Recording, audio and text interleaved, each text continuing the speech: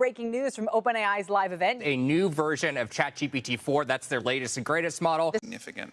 We, the field, the technology, the industry, cause significant harm to the world. Should we automate away all the jobs, including the fulfilling ones? Should we allow AI machines to flood the internet with propaganda and fake news? Should we develop non-human minds smarter than our own? Machines that might one day outnumber us or outsmart us? Do we risk losing control? Life, the most profound of mysteries, has puzzled humanity for generations, prompting us to examine the shadowed corners of our existence.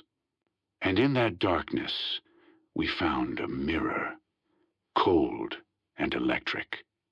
We built gods of silicon and wire, desperate to outsource the burden of thought.